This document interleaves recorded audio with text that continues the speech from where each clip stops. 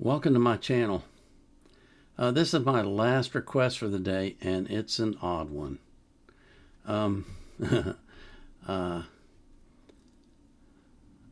guess the name of the channel is MrBallen, B-A-L-L-E-N, and the title of the video is "This Man Died 37 Times, Historical Legends Part 2." And I thought, what in the world? So then I read on. Monroe was the one who asked for this. If you're in the South, we call you Monroe. But English is Monroe. So I had to put that in. He wrote this. This isn't a song request, but this video has nearly 7 million views, and I think it's something really important to share. It's about Roy Benavidez, a Vietnam War veteran and true hero. I'd really love to hear your thoughts on it, especially given your background.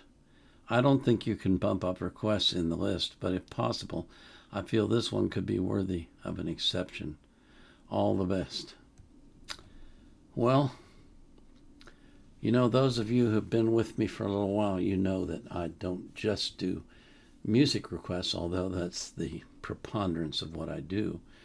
I will do anything that you ask me to do, and this is no exception. This is rather long. It's 19 minutes long.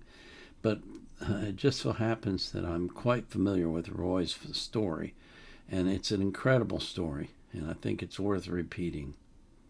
So I'm going to play it for you, and then I'll react to it afterwards.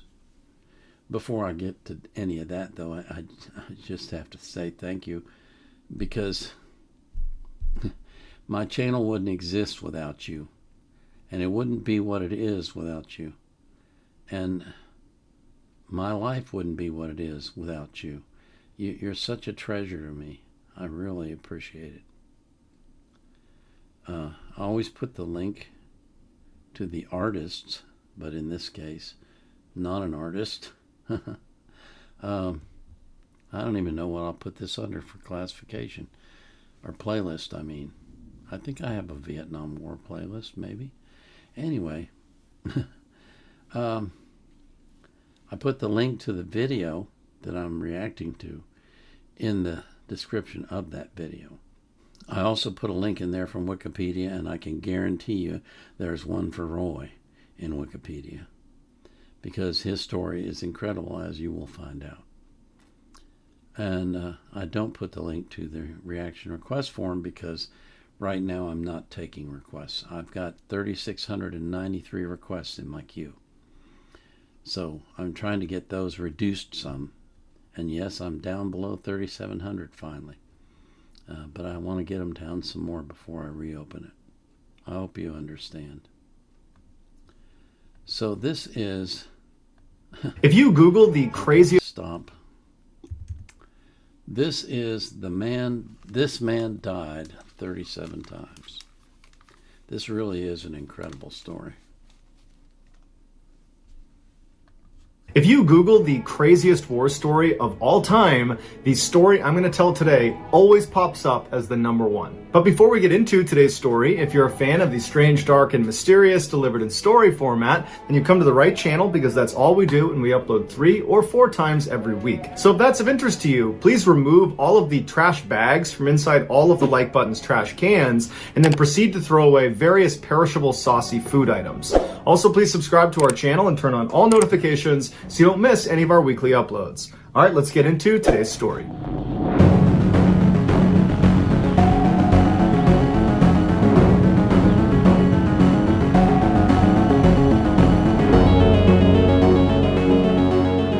Born in South Texas in 1935, Roy Benavidez was orphaned as a young child and sent to live with his uncle. As a young teen, he had to drop out of school to work in the beet and cotton fields just to help support his family. When he turned 18, he decided he wanted to get away from his hometown and do something bigger with his life, and so he enlisted in the Army, and shortly after that, he went to airborne school and then was assigned to the very famous 82nd Airborne Division. In October of 1964, Roy was a part of the first 125,000 Americans sent to Vietnam. While While on a classified operation that required Roy to dress up as an enemy combatant, he stepped on a landmine in the middle of the jungle and nobody else was with him, so he's totally stranded. But fortunately, a squad of US Marines came upon him, but from what he was wearing, they assumed he was an enemy soldier, and so they almost walked past him, but someone thought to just flip him over and see who he was, and they discovered he was American, and he had American dog tags on. And so he was evacuated from Vietnam and sent to an American hospital, and there, a doctor would tell him that he had a serious spinal injury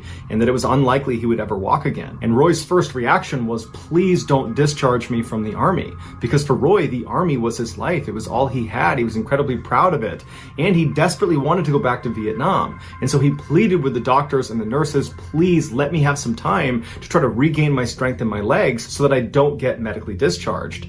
And so they said, look, you're gonna get medically retired if you aren't walking within the year. And so every night when his doctors and nurses would leave, he would fall out of his bed and then drag himself across the ground to the wall, and then he'd pull himself up and try to put weight on his legs and attempt to build strength back up and retrain himself how to walk. And after 6 months of doing this every night, he did literally reteach himself how to walk. He built up strength in his legs, and his doctors and nurses, they're watching this transformation during the day, but they're not seeing him at night. And they're telling him, this is a miracle. We've never seen this before. We've never seen someone recover so quickly. And Roy just stayed quiet because he wanted to make sure he was allowed to keep doing that every night. And so finally, after those 6 months, his doctors and nurses agreed that, yep, he's good. He can stay in the Army. But the Army said they wanted him to take a desk job because he had already been so badly wounded in combat.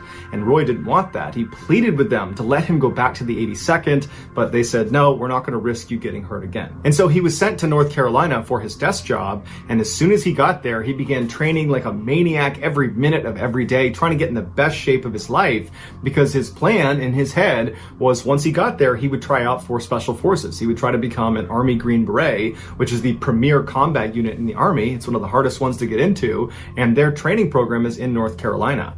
And so after a few months, he was in amazing shape, and he asked his superiors, can I go try out to be a Green Beret? And they're like, I can't believe you're even walking, but you know what? You've come this far, you can go try out. And just a couple of months later, Roy Benavidez was a Green Beret. A year later, in 1968, so 4 years after Roy was nearly killed by that landmine, he was sent back to Vietnam for his second combat tour.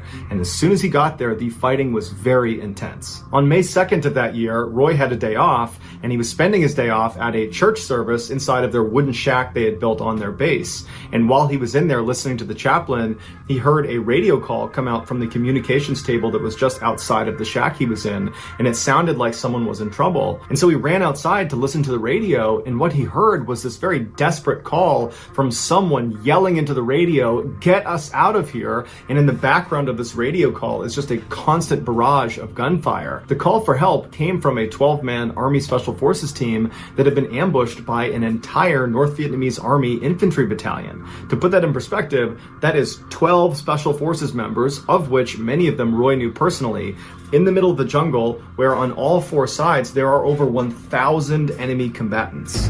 As Roy is hearing this distressing transmission come across the radio, he hears overhead the sound of incoming helicopters. And he looks and he sees there's 3 birds that are coming towards their base. And so he runs over to the landing zone to greet the helicopters as they come in. And he can see as they're landing, they are all completely covered in bullet holes. And as soon as they touch down, Roy runs up to one of the door gunners, which is this 19-year-old kid. And he looks kind of dazed. And Roy asks him, what's going on? Where'd you guys just come from? Were you out there at that ambush site? Do you know what's going on with that 12-man team? And the door gunner just collapses into Roy's arms and dies. He had been shot up. These 3 helicopters had attempted previously to fly into the jungle and save that 12-man team, but they had been shot off and had been unsuccessful. Roy helped get the dead door gunner out of the helo, and then he turned to the pilot of this helo where the door gunner was, and he asked him, are you going to go back out there and try to save those guys? And the pilot was obviously so distraught about the death of his door gunner, and also the fact that there are 12 men out there that they could not rescue, that he's chomping at the bit. He wants to go back out there. And Roy immediately volunteers, hops in the helo, and they head out to go rescue this 12-man team.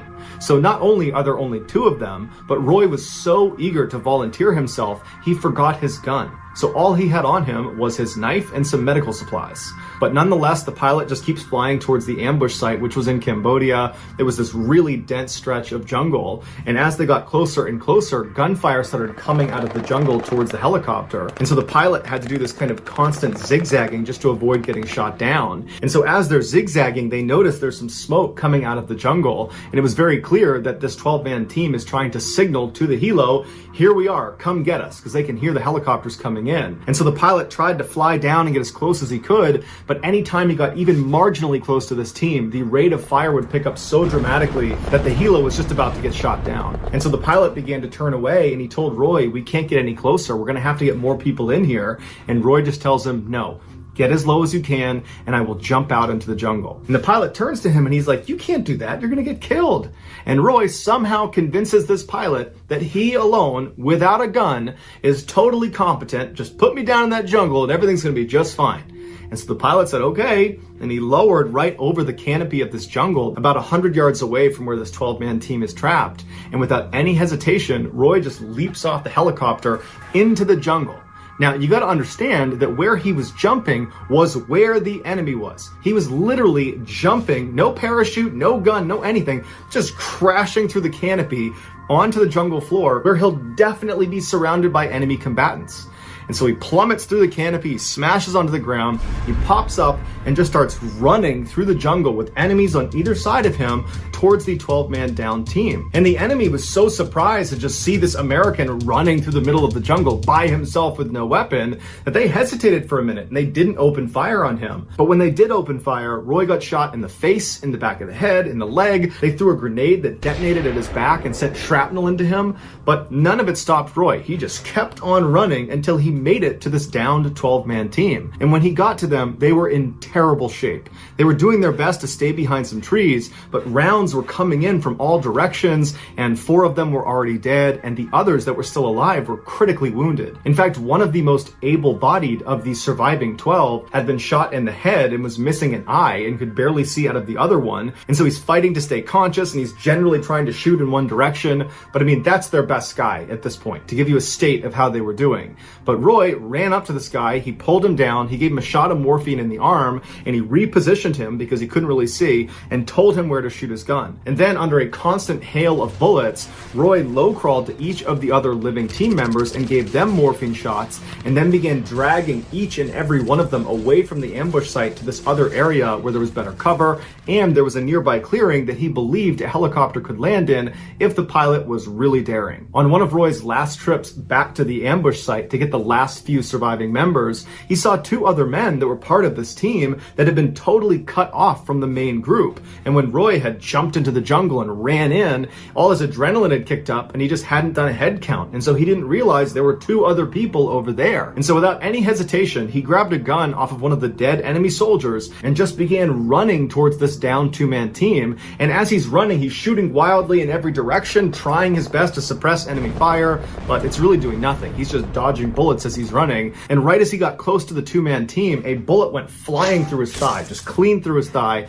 and it didn't slow him down. He got to the 2-man team totally unfazed, and he says, okay, get ready to move. He stands back up and he starts shooting again in both directions and tells them to crawl back to the main unit. And so he stands up and continues to shoot in both directions until these 2 men get back over to the main group. Once they were safely with the group, Roy again ran the gauntlet with this huge gaping hole in his thigh all the way back to the main group. And so now that Roy had a full head count of all of the living members of the downed 12-man team, and he had moved them all to this slightly safer area relatively with better cover and concealment, he threw a smoke grenade into the nearby clearing he had found in hopes that the helo pilot overhead would see the smoke and be willing to come down and land. The pilot that had dropped off Roy had not actually left the area. He had moved away from all the fighting, but he was loitering in case something like this happened. And so he saw the smoke, and without any hesitation, he flew right over, taking rounds the whole time, pinging off the side of his helicopter, and he touched down right in this tiny little clearing. And so as the semi-able-bodied surviving members of this unit begin making their way over to the the helicopter, Roy began running around a little ways off from the helicopter, picking up rifles off of the dead enemy and shooting back at the enemy, dropping that gun, running over, picking up another one, engaging the enemy over and over again, doing everything he can to try to protect the extract of his men behind him. And once Roy turned around and saw most of the men had made it onto the helicopter, Roy believed it was his chance now to run out and try to collect some of their dead teammates. And so Roy just takes off into the jungle, right into enemy fire. He's got 2 guns in his hands, and he's running. He's trying to engage the enemy as he's going, and then he comes across the first of his dead teammates, and it happens to be one of his very best friends, a man named Leroy Wright. And so he grabs Leroy and begins trying to haul him back towards the chopper, and as he's moving, Roy gets shot again, this time through his stomach. So he tries to keep himself on his feet, and as he's doing that, a grenade detonates behind him, sending more shrapnel into his body, knocking him unconscious. When he came to, he started looking around, and he could see in the tree line dozens of enemy soldiers running towards him. And so he knew if he tried to bring Leroy back to the chopper, that was a suicide mission. And so he had to leave his friend behind. He jumped up, and with all of these enemy combatants just constantly engaging him, he ran all the way back, zigging and zagging back to the main group. And when he got there, expecting to see the helicopter, he found the helicopter had actually crashed onto the ground and was on fire. It had been shot down while he was unconscious. And so he ran over to the flaming shell of this helicopter, and he saw the pilot had been killed, but some of the men that had climbed on, the men that he had just rescued, they had survived the crash and subsequent explosion. And so Roy just leaps into the burning vehicle and starts throwing these survivors out. Then he leapt back out, he picked up a gun, continued to engage the enemy, and then began picking up these wounded men and dragging them even farther away to another area that was safely away from this crash site, because he knew if he didn't get all these people away from the crash site, pretty soon mortars are going to come raining down on this area, because their enemy is going to want to kill any of the people that are going to try to rescue the people that were on the helicopter. And so Roy finally gets all of the survivors over to this new area, and he's looking around, and he can see there are still hundreds of enemy fighters that are not that far away from them, just constantly engaging them. And Roy's doing his best to grab guns off the ground and shoot the enemy, but there's just too many of them. And he's looking around at his team, and everybody's on the brink of death. And so is Roy. He's just functioning on adrenaline at this point, and he thinks to himself, the only way we can get out of this is if we call in what's called a danger close airstrike. So what you need to understand about how airstrikes work in a combat zone is there's someone called a controller that is on the ground directing the aircraft overhead. They're the ones effectively telling the plane where to shoot. And so a danger close airstrike is when the controller tells the aircraft overhead, I want you to drop a bomb right here, giving them the grid coordinates, but where they're telling them to drop is basically in the same position where the controller is. And you'd only do it if you're being overrun. It's a way to ensure your enemy gets taken out, even if that means taking yourself out. Now, the goal of the controller is not to drop the bomb on themselves or their team. The goal of the controller is to get that airstrike as close as you can to your position without killing you. And so Roy, who's physically wrecked, he's getting shot at, he's got bullet holes all over him, it's totally chaotic. He pulls out his map, he calmly finds his grid coordinates, he calls it into the aircraft overhead, and he calls in a beautiful precision napalm strike that does not affect his team at all. He calls in multiple gun runs. None of them affect his team, despite them all being considered danger close airstrikes. And so Roy just continuously called in attack run after attack run, taking out enemy combatants all around them, completely suppressing the fire. But at some point, the aircraft overhead ran out of fuel and had to leave. And at that point, the surviving enemy combatants, which still numbered in the hundreds, they popped their heads up and they unleashed a hellacious volley of fire in which Roy again got shot clean through the leg. And so now Roy's looking around and he's realizing they're pretty much out of options. They don't have aircraft overhead. Roy's basically out of ammunition and there's no dead guys' guns around for him to grab. All of his team members are basically on the brink of death. And so Roy's thinking to himself, any minute now, we're going to get overrun. And so he crawls to each of his surviving teammates and he gives them one last shot of morphine to at least make their death painless. And then at the 11th hour, another helo comes blazing into the jungle and opens fire on the enemy, pushing them back. Roy is immediately invigorated and motivated because now he sees an opportunity to potentially survive this. And so once again, he grabs his teammates and begins schlepping them over to the helicopter. And after he believed he got the last of them on board, he turned and saw two of his teammates had fallen down farther back in the jungle and the enemy was closing in on them. And so Roy, like always, without any hesitation, just starts running towards them. And as he's just about to reach them, an enemy soldier that had apparently run out of ammunition leapt out of the jungle and smashed Roy on the side of the head with their rifle butt, fracturing his skull. And so Roy falls to the ground, and the soldier jumps on top of him and smashes his face, breaking his jaw. And then the soldier turns his rifle around. There's a bayonet on the front side, and he begins impaling Roy over and over again. And Roy, like out of a movie, grabbed the rifle, pulled it out of himself, threw the soldier on the ground, jumped up, got on top of him, drew his Bowie knife, and proceeded to kill this soldier. And after he was done with that, he ran over to the two downed men. He grabbed one of them with his left hand.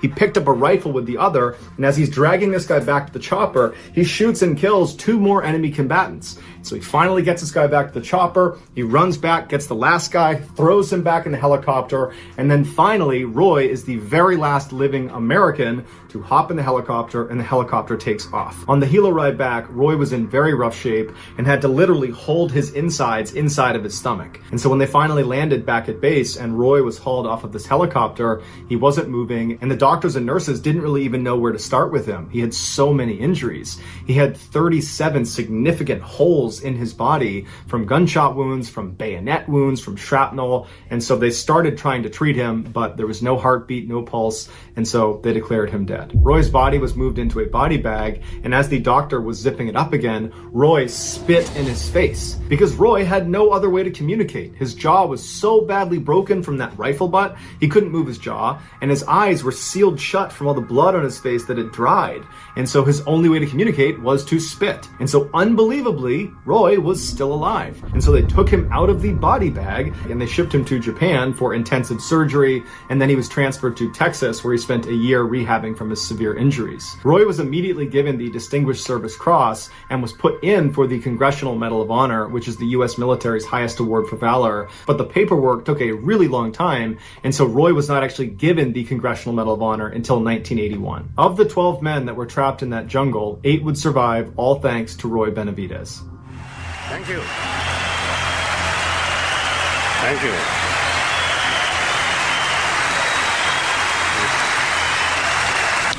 A lot of people call me a hero. I appreciate the title. But the real heroes are the ones that gave their life for this country.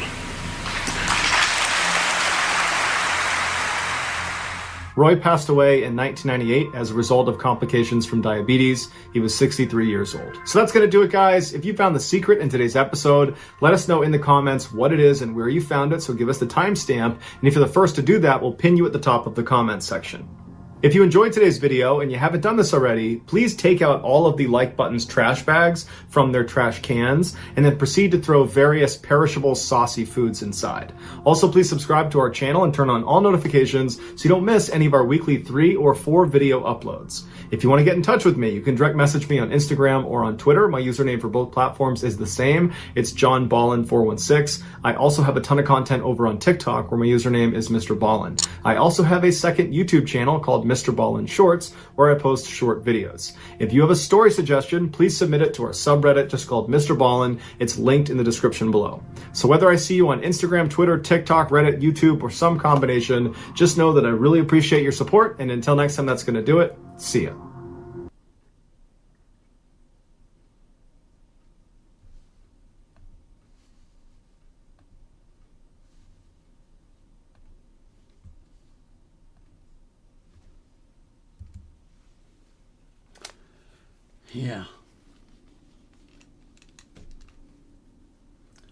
Yeah, I was well aware of Roy's story.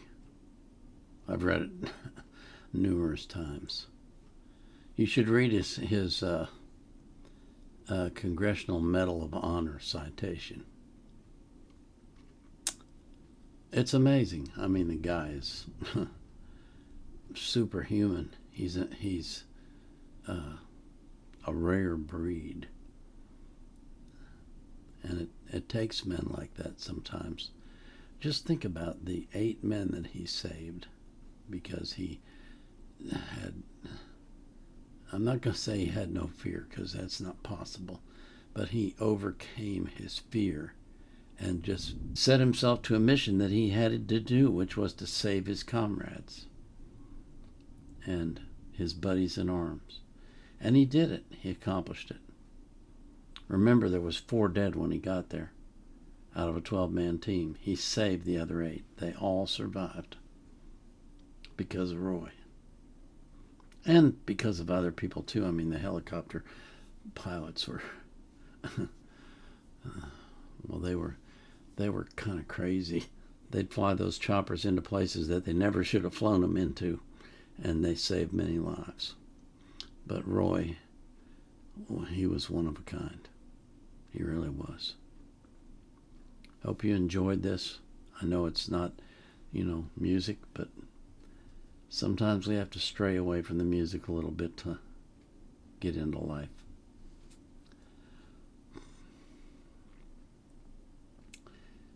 And I pray for you that God will watch over you while you sleep, and that when you wake up in the morning, it will be the best day you've ever had, just like the last one was, only better. And I pray that same thing for every person that you love. So until tomorrow, this is the Vietnam Era Vet, signing off.